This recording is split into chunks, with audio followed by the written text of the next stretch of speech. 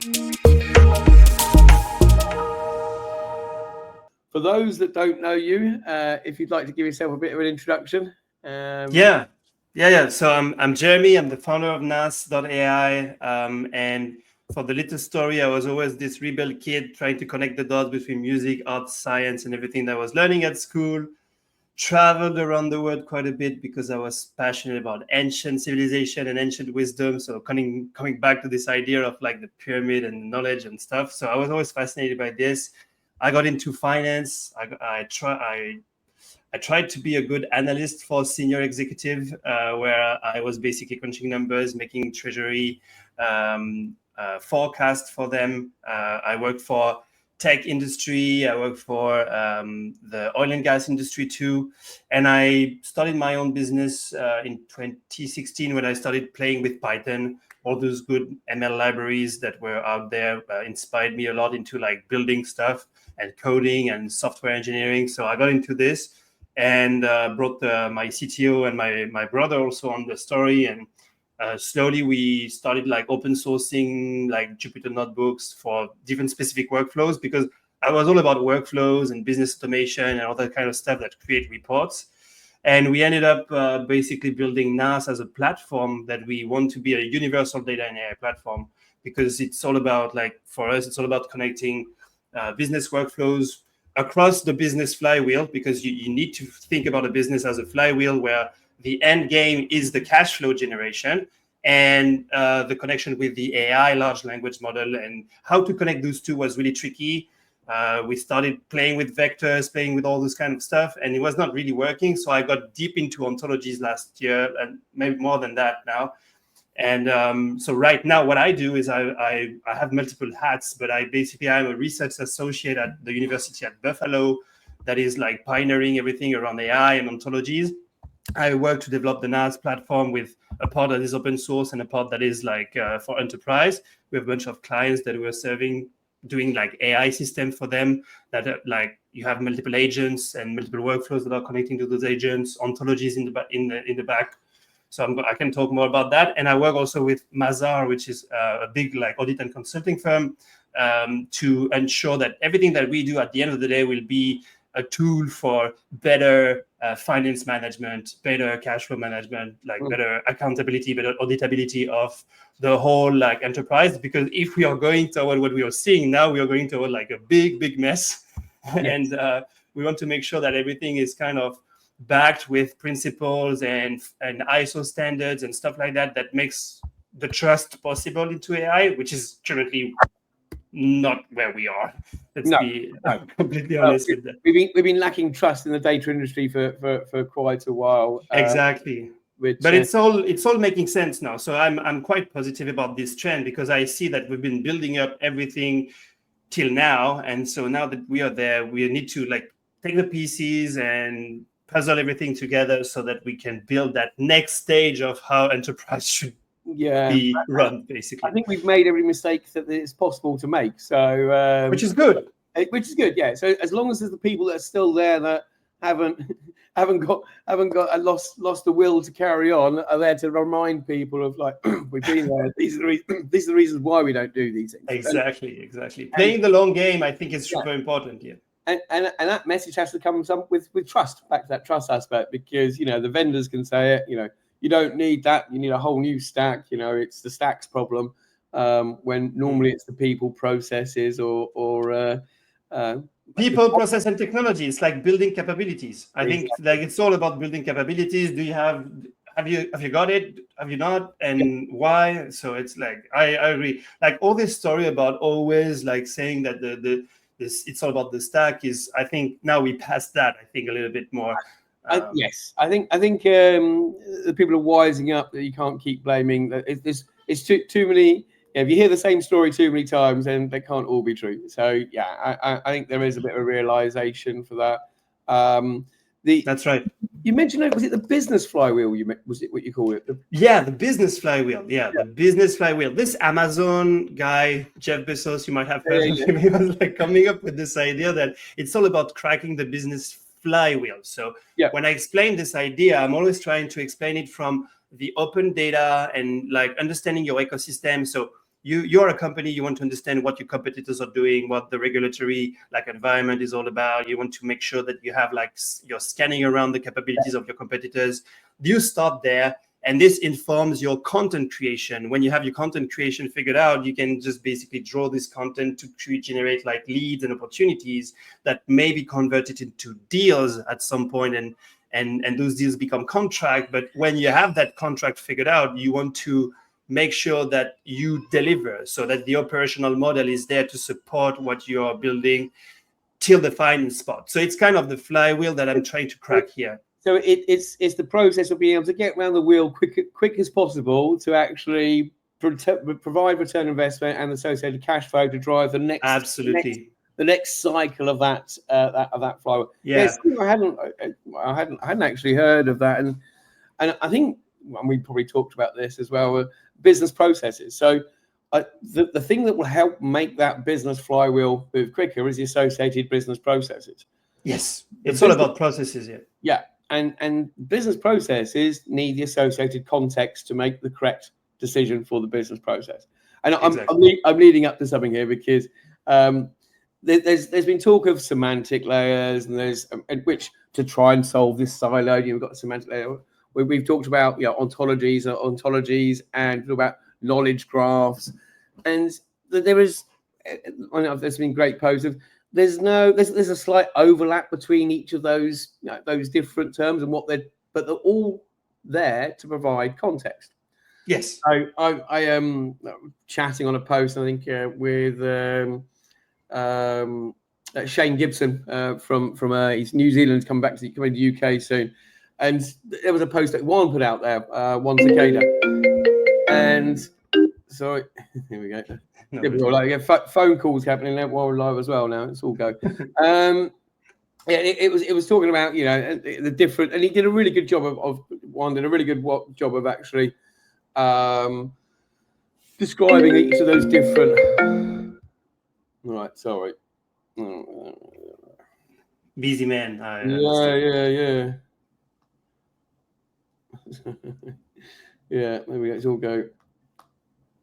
Oh, okay. So it's right. Where was I with that before?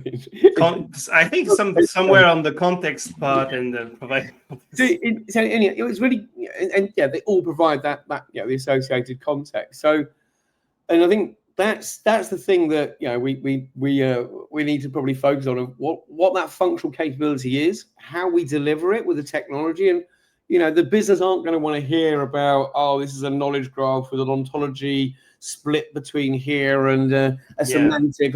They're just going to, their eyes are going to roll over, and they're just going to go, here we go again. Some more technical jargon and stuff. Yeah. So, true. Yeah, and I think obviously I would like it, but I think it really does summarize what we're trying to provide to the point of the title of the show today: siloed info era to knowledge era. Yes. And how do we deliver that? So I'll let you. Otherwise, I'll keep talking. But I mean, it's a conversation. Yeah. I'm hoping you will interrupt me on those things. I do. Unfortunately, even when people don't want me to, sometimes. But but I mean, so the siloed era. Yeah, we've been talking about it for a while. Moving all our data to a central data platform was meant to solve it. Having a fabric layer across it, or things like Denodo, a federation layer, or a caching layer that can sit across it. Things like Dremio or a Starburst, things like that.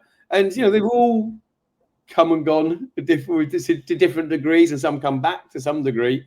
With an iceberg bringing up probably more use of Dremio and other engines on top of that. Yep.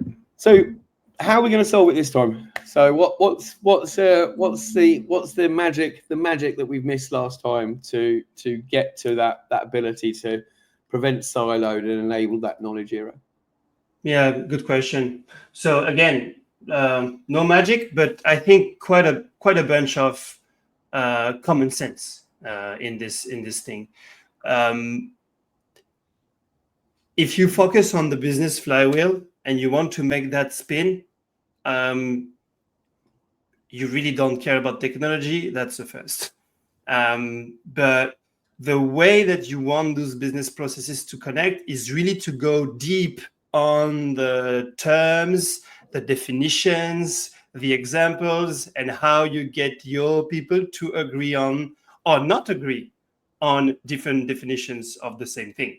It's completely fine if you have somebody that is saying that this is project and this is project 2, but if the application layer is clear, then you can create a domain layer and to some extent some other layers that are inside this ontological framework that we're working out with the University at Buffalo, where you really have this application, domain, mid-level and top-level ontologies that are enabling you to get that thing rolling regardless of how people are naming things together. So the main idea is to change the shape, the geometry of the data.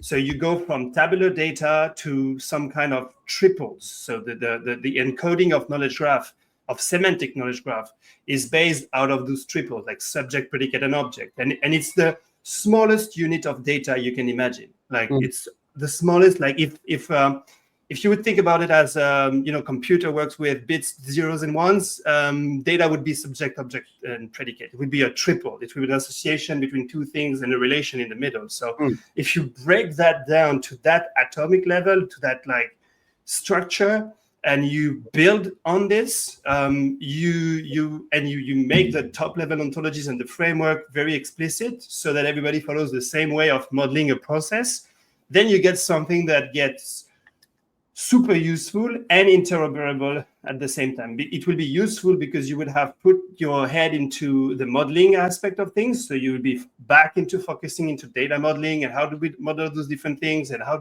that's the core of enterprise data management. I think it's this ability to model at any level, regardless of how you are in the hierarchy, you're able to model the different like changes. So that's where we focus our time right now with my team. It's figuring out how we can build application level ontologies that are connected to domains that are following the principles of that framework that I found just magnificent, which is this BFO, Basic Formal Ontology Framework, which is all about process. It's all about modeling process, all about modeling events in the world, and that always have the 6 or 7 same thing, like a material entity, like a realization, and like a time and space, and there is always those same things that happen inside modeling the process. So to shorten that story, the magic is data modeling and some principles, some agreed upon principles. And BFO is an ISO standard. So it's easy to analyze the match that you have with this. Like you can look at this, it's a norm, you model with this or you don't model with this. And the work that I do with the auditors, the Mazar guys, it's all about figuring out how this can apply into the audit process of the company too, because it's already here, it's already has been existing. I can talk a bit about where it comes from and why it became an ISO standard if you want, but like no magic, just common sense, a standard, a way to model process, and then like people that are here to model the hell out of the enterprise reality, right? I know, and this. It's not rocket science, as all these things, but it's always really hard. And you see an organization just and it's easy when you're doing something on your own because you don't have to argue with lots of people about different terminology because it's from your view. As soon as you open that up to multiple ones, so I just wrote a note here, which I call it like business DNA. So I was just thinking when you're saying it's sort of like all of these like these different points, and it is, and yeah, if you're able to start with a standard DNA print for the animal that your business is, then you can hook things off that. The challenge at the moment is the larger companies that probably have the budget to go and do this and the focus to do this, they've evolved and probably morphed over the time. they haven't really got a standard DNA within there. They've probably got some some abnormalities that have grown during the existence of that organization, and then trying to retrofit something and then onto something that's already there to people that are already wedded and emotional attachment to their way of working, and that's a challenge for me to solve. Yes, exactly. I'm trying. We're trying. Well, I mean, I would be very radical on this. You don't need to solve this. You just need to face reality. If this guy is modeling this, model this. If this guy is modeling that, model that. But make sure that you have a domain level that enable you to do this. And it's not going to be through tables, rows, and headers and columns and rows that you're going to be able to do this. It's going to be through this new geometry of the data. Yeah. That is the triple. And the way that you're going to model this is going to unlock the ability on top of all the other stuff around ontologies. But I think I always think about geometry and shapes of the data to unlock the interoperability problem, because it's all about interoperability at the end. If I am this project management guy, I have my business unit, I'm doing whatever the hell I want. I don't want you to go and bother me with your modeling principles. What I want is to make sure that I can sustain this while being compliant to the bigger whole, because I'm playing the game of the company. So that's you're spot on, and we need to. I use it as that centralization versus decentralization lever. All right, you want to have enough controls and principles on the people, but you want to allow people to be able to innovate and move quick. And yes, it's how up until now it's been really hard to adjust that lever in the right time to keep everyone happy. In fact, there's no way you would ever keep everyone happy. It's like the is it the Star Trek Kobayashi thing? It was the unwinnable challenge, and so you're never going to win it. But what you want to do is at least set your chances for the highest chances for success. Yes, and I think, thinking out loud here now, if you can create a factory, and I always like to use the term factories, internal to your organization, using the stuff that Jessica is thinking of, and creating, it's the factory to create your ontology. It's the factory to go. And if you instill all those standards and have the ability that any department go there, they go and you've already loaded all of your standard enterprise artifacts. You've already loaded all of your standard ISO standards that are out there as well. You may put in some of your industry DNA that you've got you put it in there. You load up your old documentation, your Confluence pages. All right. So everything's all in that melting pot. And then you can actually use that as a starting point for people to question it, create me this structure, right? Question it with another department, refine it. That was always a very time-consuming manual exercise, and again, emotion always got into it. Of people would win based on who had the best title or shouted the loudest.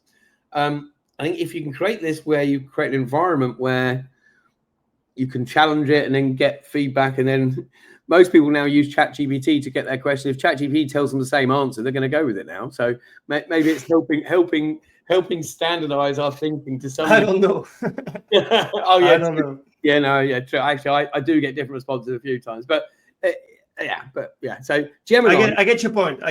Though, but I would be very cautious into how you build this internally. But you pointing out something that also Jessica caught into a thesis and the framework that she's developing, is that you need to have some place where things are debated and worked on at the group level, at the enterprise level. Yeah. And right now it's not there. I think it's not there. There's no place. See how we are doing data projects. They're all different initiatives here and there, but you never subscribe to a higher kind of entity that accommodates you, that doesn't here to say don't do this, don't do that. They say whatever you do, just subscribe to this kind of channel of like thought process and frameworks, because if you do so, that would be like easy for us to get audited, to get our stuff figured out properly, because we agree on the set of principles that are very simple, that are how do you model events in the world. And that's what the BFO idea and all these like concepts around it are all about. Like it was meant to observe reality. So how do you observe reality? Or reality is just a series of events. It's just things happening in the field. You catch that event and you figure out, how do I model this?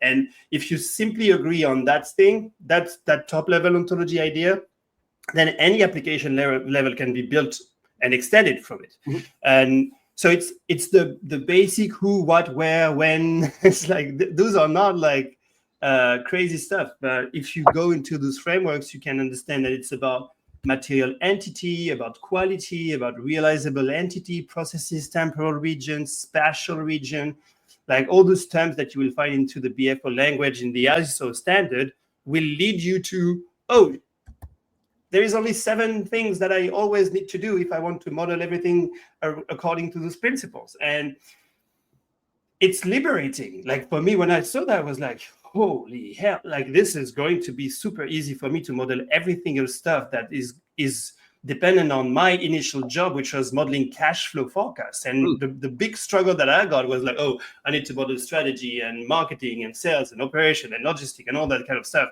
But all those stuff had one stuff in common, which is they're just a series of events. Yep. And so if I model the events the right way, if I make sure, so for example, some events will be coming with no spatial region. Yeah. So it's an event that has no location. So what the hell am I going to do with this? Like I don't have localization. Is that entity A, entity B? Is that the group? Is that this? Like there is so many processes, so many standard operating procedures that don't have boundaries around the spatial region. Yep. You start with that. And so continuously trying to figure out how to model events like that is liberating. It's what I've been so passionate about this thing for the past 2 years and been like, oh, where was that before? Like, let me just try to serve people with that ideas, that like military kind of mindset of going after processes and modeling those processes the right way, because that's the tiniest unit of things you can model upon to. Yeah, so I just made some notes on here. Well, a few things actually. One of them, it was like you talk about digital twins. So what we're doing, like scenario basis of that's the end game simulation. Yeah, and I think that's going to become bigger and bigger and bigger now. So yes, your training sets. It's already massive, but it's only on the handful of companies that is massive. Yeah. It'll be digital quadruplets or whatever. We'll get going after that point. And I think the other thing I just made note was as you're talking about event-based stuff. I did back in the day in my old data modeling days for a large payment processing organization. We were designing a new acquiring platform, and back to ISO standards. Yeah, ISO 8583 was the payment one. I think it became 27001 was the latest one. MT940 and all this kind of stuff. Yeah, it's a standard. Yep. But you don't know what event you're going to get, which will have the attributes that relate to the thing that's just happened. So how do you model that? And the solution we came up was we had the core events, which every single one would have. So that is just your event. And then we had the different event extensions where you needed to for the different stages. But then you were able to track the stage that they went through. Before I get on to, I've got one about OLTP and OLAP, but I will get it. So Ramona's put a question up here for yourself. So there we go. Hi Ramona, and thanks for the shout out that we weren't live. It was a bit stressful this morning, a bit stressful, but anyway, we're there. So have you made progress on dynamism? Dynamism. Yeah. How do you model that which you don't know yet how it will be? So if I decipher this question, the dynamism of the ontology piece is all going to be about understanding what triggers an update of the whole ontology. So yes, we figured that out, and that's all about making sure that when a new triple, when a new unit of data is captured into a semantic knowledge graph, you trigger an event that updates whatever dependencies those things have. And it's this triggering affect the event. So an event triggers an update of the triple store of the semantic knowledge graph that gets a new round of dynamism updated. And you want to be able to keep always, so your semantic knowledge graph is moving in time many times. So you want to be able to capture that and to systematically have backups of those snapshots that you make, because at the end of the day, it's just a series of events. Also, you making events, making the snapshot of that business semantic knowledge graph. So yeah, it's tricky. It's a new way of thinking engineering, because, for example, you would use a database like Neptune in AWS. You will make sure that it's always your actual version, and you will back everything up into S3 or stuff like that at the file level, which is kind of a tricky engineering. But this is what we're working on the open source project that we have. So it looks like it's one each, and good job you knew that one, because I wouldn't know how to answer that. So Ramon, you chose the right person, but we can both have a stab at this one. I have his, he's a regular attendee, so thanks for joining. What's the biggest 3 challenges you rate as a top to manage while working on 3? Let's have a little thing. So I mean, I think legacy. I think the first one is that modeling of that data that you're going to take across. So if you're going to be taking integrating legacy disintegrated, so yeah, I suppose unassociated data that's all over the place, siloed data, you need to find the relationships between these data. You need to find where you where this is. Where the enrichment is happening by going wider, where the enrichment is happening where it's going longer, where you have to stack the data, where you have to make the data wider. I think, the quality of that data, and then off that, the context of data. So, the modeling, the quality, and the context would be my 3. Good job, it's 3. I couldn't think of any more. But no, it's good. I think it's fair. It's totally fair. That's where you need to go. Yeah, there you go. Well, back to data modeling. So I'm like, hi Joe. Yeah, I'm not sure he's tuned in. Like, I don't know if he's here, but like he was always claiming that data modeling was the thing that was missing, and the activity that we were, as a community of practitioners, not doing and not doing enough. So right now with AI, we have no choice. We have to do it. Yeah, true. There's one more here as well, and I suppose, how effective the dashboard be when it's stuck behind? So I suppose it's whether you're in the forest or outside the forest. So if you're in the forest of that silo, and that dashboard's a tree falling over, it is effective, because but if you're outside of it, you don't know it's even there, then So a dashboard can be on siloed data if the context of the dashboard can be satisfied with just that siloed data. Absolutely. I don't know how, and then it has to be very, very siloed to be very, very useless. So the less siloed, the more use you can get out of dashboard. But I go back dashboards, and dashboards are dead. You don't really. You want insight back to where you want knowledge given to you, and dashboards being static. I think we're getting to the stage where you don't want a dashboard. You want a little prompt box that comes up, and it says, "What data analytical question can I help you with today, sir?" What's on your mind at the moment? And then you'll be able to type in, and then it will just go and give you, write the SQL, go and get you the data from the place, because you've given all the context. Without that, you wouldn't be able to do it. And then it would provide you the dashboard of the day, and it would be built on blended data rather than siloed data. Yet there is something, Chris, to add on top of this, which is people are stuck into the dashboard era, so they want still this dashboard. They want still to be able to go, let me go to the marketing dashboard and to the logistic dashboard and to the finance dashboard. It's still a good activity to think about what you care about in a one-pager. Yep. That's what it is. That's one page where all those KPIs and you want to be able to wrap your head around those things fast to understand where the problem are. But what you ultimately want is understanding where the things are red, where the things are orange, where the things are green. And if this is red, you want to dig into it and figure out what's the core. That's exactly. it. I mean, I'm gonna go reminisce as well. So years ago, I am talking about years, 20 odd years ago. So working for a large German car manufacturer, not Porsche, unfortunately. I would have preferred to work for them, but and it wasn't Audi. I'm not going to go for anymore. But yeah, so we're working, and they wanted exactly that. So they had, I think, 100 dealers in the whole of the UK. They had a regional manager, and within a dealer, they had 4 managers in there: the after sales manager, the new car sales manager, the used car sales manager, and I can't remember. Maybe there was another one, or maybe the other one was HR. So the HR manager. That was it. There were the 4 segments, and each one of those segments we had 2 levels of KPIs in there. Some rolled up to them. They had different roll-up mechanisms, but they all rolled up to a color that the manager would be interested in. So the dealer manager, he'd get to see whether his HR was green, his after sales was green, his sale, and which one wasn't green. That's where he'd spend his time. Go back to the regional manager. That's where he'd spend time, and then go back to the group MD.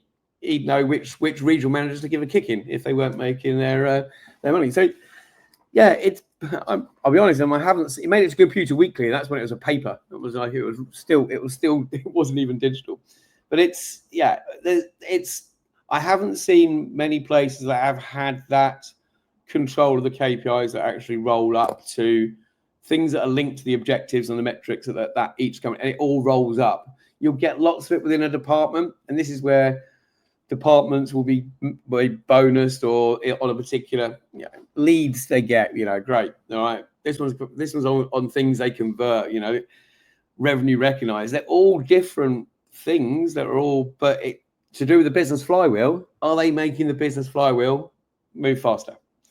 Exactly. But you see, this is where the problem lies. If we don't have an ability to go up and down and roll up and go where it's red and drill down, you're basically not serving anybody, because this is just a bunch of in the mirror kind of stuff where you cannot act upon on your day-to-day. So there is a big rethinking of that velocity of access to data, of where are the pain points, where I can act on today. If you think about that flywheel happening every single day, treasury and cash flow management, you do that every single day. You first thing in the morning, you open your bank account, you see how much money you have. Did I got any money in? Did I got any money out? Why did this money didn't come in today? And then everything is connected, and you just go back to the processes and you figure out this project manager actually didn't do his job. He didn't send the estimate, so we didn't cash in whatever was about to do because he has maybe problems downstream on some events, some problems with the clients that is not happy, and you want to fix that. You want to call your clients and be like, hey, I'm sorry, this is what's going on. All this, the speed of action that you want to get to needs to be crazy different, I think, if you model it this way. It's like a Catherine wheel going around so fast. It's yeah.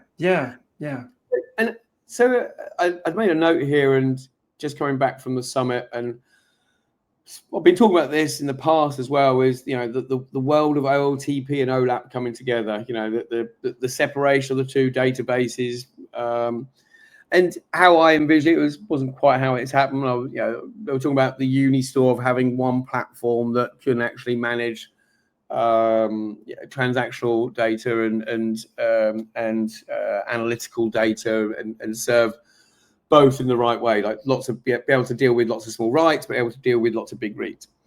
And Snowflake just bought, I think, called Crunchy Data, which is a Postgres database company that they'll host within their platform. So we're getting to the stage now, and Databricks has got us another thing. I think Neo, I might be wrong on that one, but they just bought one as well.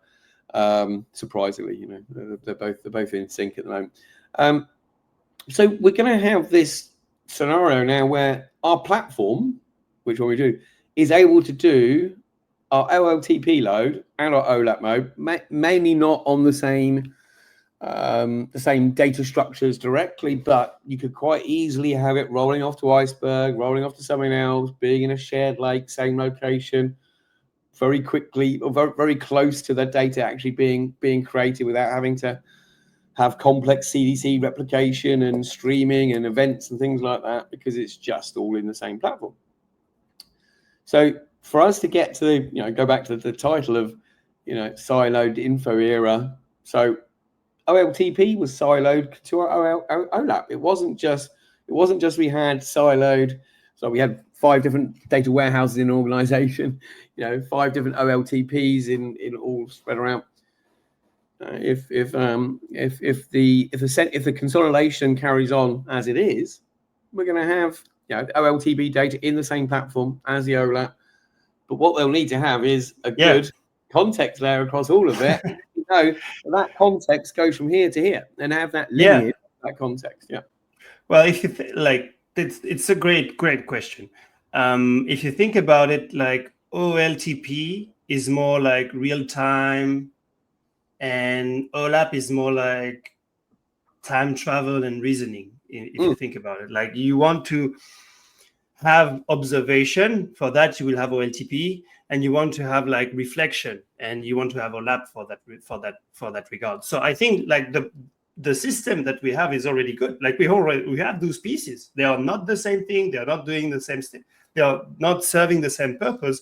But in the context of an AI agent, we have thought about it a lot. It's like OLTP will help us observation.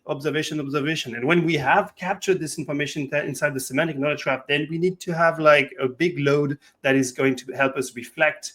And that's what the OLAP is all about. So coming to your point, that's exactly what we see. That's exactly the constellation that we see. And it's embedded into this idea that a semantic knowledge graph that has those triggers and that has those insert in the graph will enable us to do. So the engine and the capabilities will still be here underlying, and the context layer will be still living its own life on top. I'm just thinking real radical in the future, and I think this is Steve McLeod. I think he's been on the show before from New Zealand. He's talking about everything being metadata driven, but New Zealand they say data, but metadata driven. If we think about where we're going at the moment, if we're able to define our context layer, I'm going to keep calling it that, with the ontology, the knowledge graph, all that metadata that's being brought in there, all our business processes in there as well, mapped to our ISO standards, using a BFO, everything's. Then any change to the platform underneath it could be driven by the real usage that's needed. So I know I need to have this information real time or within this time frame because I've got this business process that needs it at this point. I need this data once a month. It doesn't really matter because it's only ever used for this end of reporting piece, and there's no point replicating that. But you don't know this when you're designing it because you think, oh, we'll build it because there'll be something else that'll need that. So we'll future-proof and build a nice layer that everyone can go and use and build their data products on top of it. So if you start with that context definition, business processes, that's then able to drive the replication of your data, the persisting of that data at the right time, the associated metrics that come off it. It become a living beast, and it's like, oh, I'm just adding this new metric. Oh, I now need that data changed to be this frequency. I also need to enrich it with this piece of information that's over here. There you go. I'll just do that for you. That'll be the day. But it's possible. Like if you think about it, and I think Jessica will see in the same thing. The rigid pipeline that the ontology pipeline enables will connect those two OLTP and OLAP pretty nicely. We're already doing it. It's pretty nice. It's like, and it's recursive. So once you have this thing going, like any new entry will trigger that event. Like for example, if I take the example of like a personal AI system where you have your LinkedIn page, anytime you have a new people that enter your contact list, you want to trigger a watch on his LinkedIn profile and save this thing, compile the whole thing, and send an event, say, hey, you have a new executive in your contact list. Yeah. Maybe you should give him a call and don't wait. Yeah. Because this guy works for Barclays or for any kind of big guys that you want to contact right now. You're not able to see it right now. You're not able to even act on it. No. So how do you design, how do you model for that sort of things, considering that right now we have all the tooling? Like we have everything that we need right now. We just need to piece all those things together. So it's expensive. We have all the gear, but no idea. It's hard work and it needs to be facilitated. But I think everybody would understand in the data and AI field, in the DNA game, that it's all about cracking that sort of like dynamism and ability to synchronize the systems at light speed, and without a context, organized context, without a defined DNA, you will have a hard time doing this.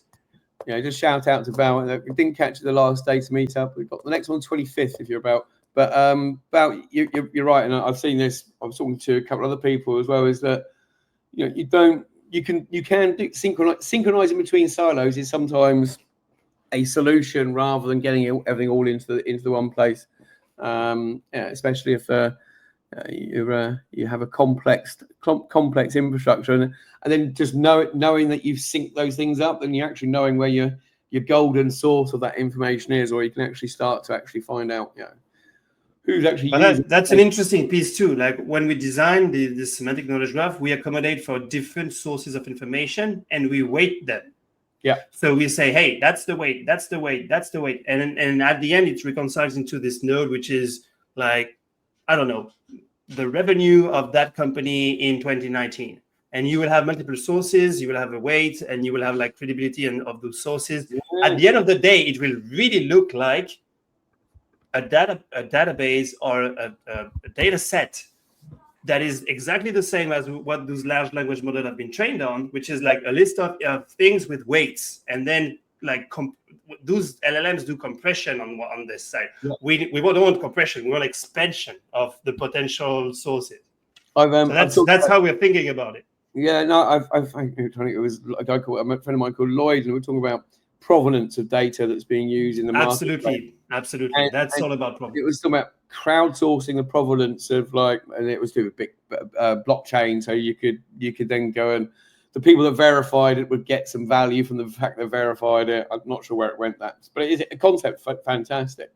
No, it's the right track. I mean, that's what we are working on and delivering on right now. So it's already happening, and the way that it's going to be happening, it's going to be a function of like how ready our organization. You want to take the business where they are, like some advanced organization already. They have the mindset, they have the tooling, they've been building up this stack, and now they are like at this stage where we need to activate those different silos together because we have stored stuff in a way that accommodates us for most of the work. But what we didn't figure out is how to connect the dots. And I often say that it's literally mirroring what happens in the boardroom that we didn't do yet. Because in the boardroom, like the marketing guy, the sales guys, the ops guy, they will all be there with their dashboard, with their ideas, and they will connect and do this kind of clicking and syncing.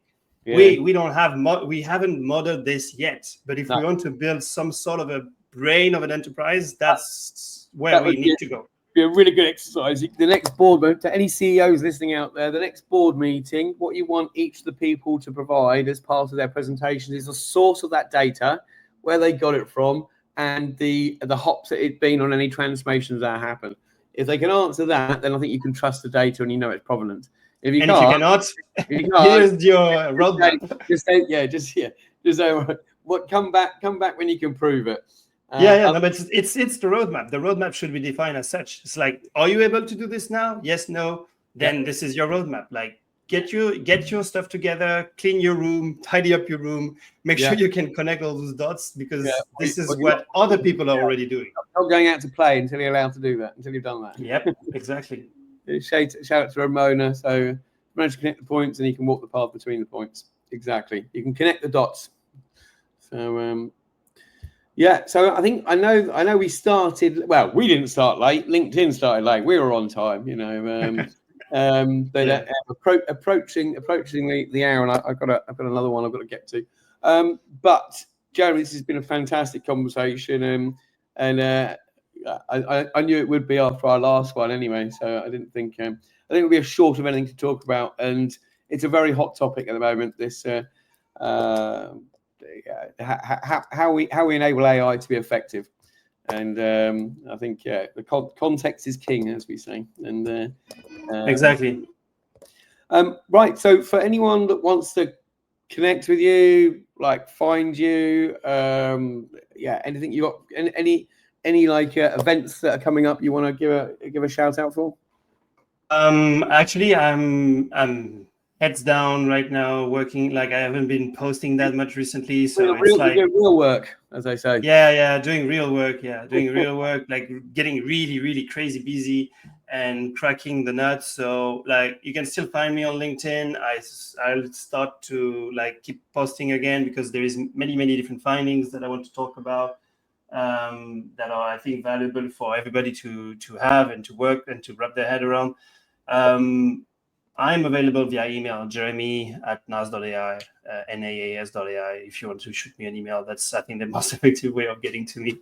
Okay. And then follow on LinkedIn. To London in September? I hope I will, but I also have a conference I'm deep into the ontology kind of community right now, the whole and so for me, the main challenge is to bring the ontologies to the data world, to the actual like pipelining and stuff, because it's often seen as like a philosophical, theoretical kind of exercise when it shouldn't be. So I'm trying to figure out that piece. So yeah, I think I joke with Jessica on there. So, you know, who'd have thought librarians would become cool? And I had some feedback that they were always cool in the first place. So I apologize about it. But yeah, I think we need to remove that myth, and I think bring them to the meetups, and the if you can get to Big Data London, I think we'll do a panel there. We've got a booth there as well. So we'd love to. Yeah, it'd be great. Cool. And until next time, and so we'll probably call it a wrap. So thank you, everyone. Sorry for the confusion at the beginning, and also probably the first few minutes that we were live. We weren't really. I was trying to work out if I was live or not. Brilliant, Jérémy. Thank you so much. I've got last one from me. Data Meetup in London, 25th. I'm not too sure on the show next week, but we've got some people. There's more people lined up. I have to go and check the schedule. So there should be a show next week. So check that out. All right, that's a wrap. Well, thank you, Jérémy. Thank you, everyone, for tuning in. Thank you. See you. Bye.